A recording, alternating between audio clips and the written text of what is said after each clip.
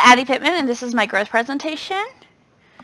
So who am I? I'm a 2017 fellow. I am actually in my 4th year teaching at West Junior High. I did the MAT program at UCA to get started with teaching.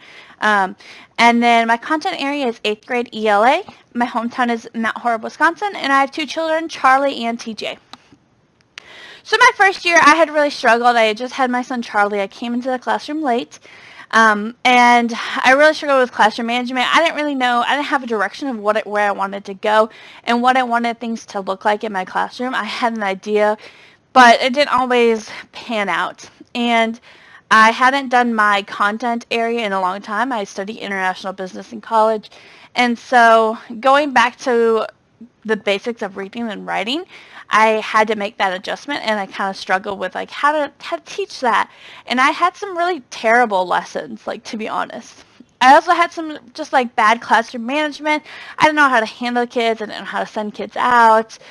Just learning the ways of the school. My very first day, I remember I didn't even know where the bathroom was.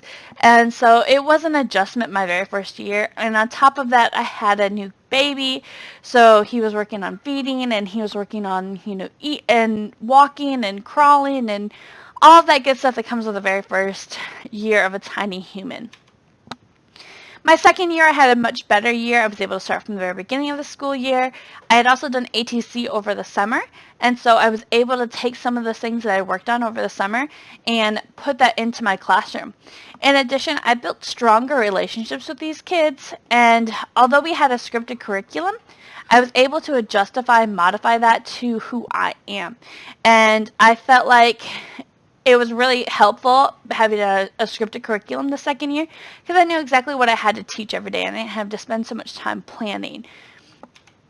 My third year was my very favorite year. I felt like way more comfortable with my content.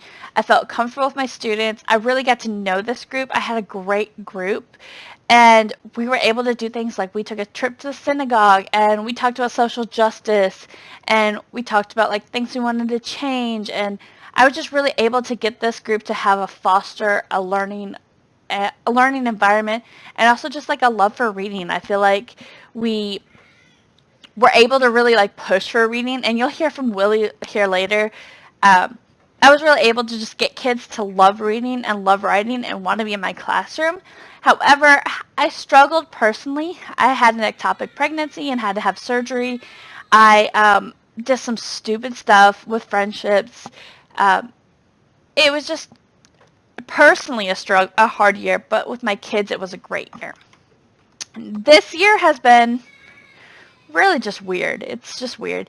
So I had come into the classroom and I was pregnant, and so I went on maternity leave in January, and I was gone January until half of February. And so I also just struggled with this group because I had had the expectations of the group before, and these were different kids.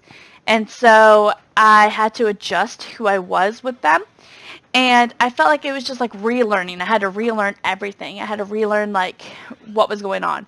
I spent the summer doing something called ADOL, and I was able to incorporate items and physical objects into my classroom, which was great, and I loved it. And we did a civic engagement project, and we have focused on the question, what lasting effects do personal stories have, which was great, and I was able to have guest speakers come. However, I struggled with the group, and I struggled with connecting with the kids, and I also struggled with postpartum depression. As you can hear, TJ's crying a little bit. Having 2 kids at home has been an adjustment. So it's just been a kind of weird year, and then of course we had COVID. So as I've evolved as a teacher, my classroom has also evolved. I used to have neon and zebra print in my classroom. When I first came in, it was not something I had decided. I took it all down. However, my spring break, we painted my classroom and we made it colorful because that's who I am. I'm a bright person. And it was a good experience. I think that your classroom needs to evolve and to become who you are.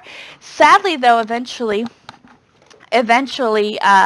my classroom will be replaced with white walls because our school is getting replaced. Our school is built in the 40s. So I will have to remake a room into myself again. So throughout my whole experience, I have learned to love reading and to push reading. And I think this has been one of the best parts of me as a teacher. is I have learned to really love my content. And so if you ask me what I want for Christmas, what I want for my birthday, is I want young adult books. And I generally want some girly young adult books or some mystery young adult books.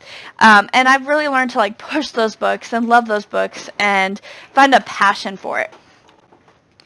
So there are some things I still need to work on. I really feel like I need to work on being more consistent, following school rules even when I disagree. And I want to go back to those years 2 and 3 and back to that passion that I have, and including those like things that make me as a teacher. I also want to make sure that moving forward I include my ADOL skills and lessons. So I learned how to use objects in the classroom, and I think it's fantastic when you can use real artwork and real objects and historical documents into the classroom so that they can see those things. I do think something that I do really well with is getting kids to read. And at the end of this video, you're going to hear the student's perspective on how I was able to foster a love of reading for him.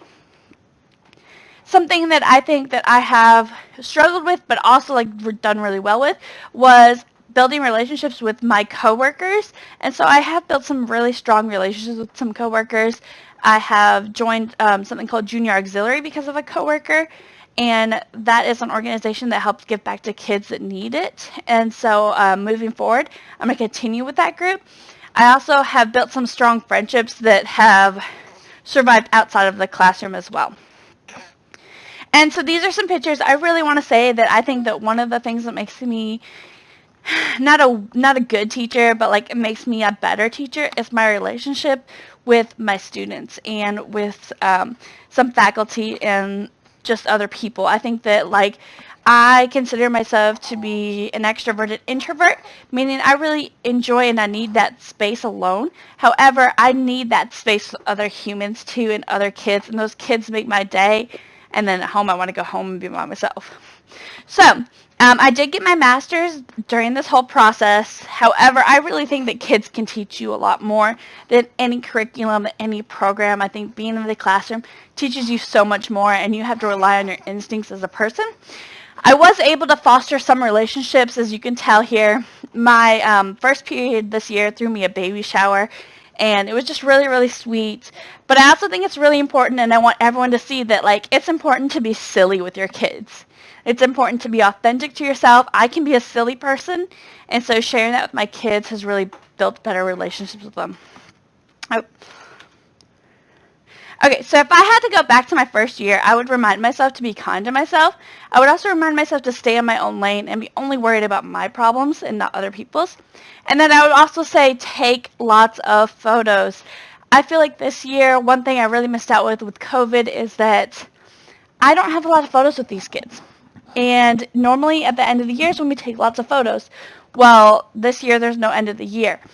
And then just remembering your why. So I included these two pictures because this is my COVID life right here with a drooly baby and a baby that's all in my lap, 4-year-old that's crazy.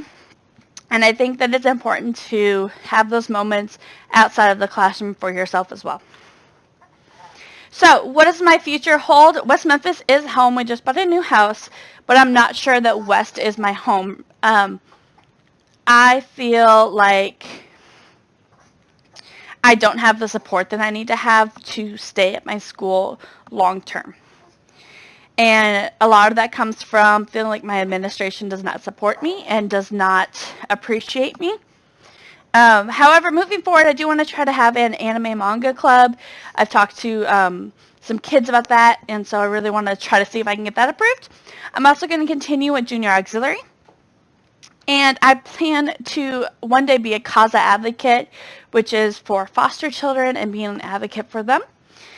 And so ATC has shaped me in some ways, and I feel like it's like been a very positive experience for me. And my husband also did the program last year. And I want to say thank you, especially to like Baina and Kendra, who were both my mentors, and I really appreciated them and all the extra support that they gave me. And then I'm going to have you guys listen to what some kids have to say.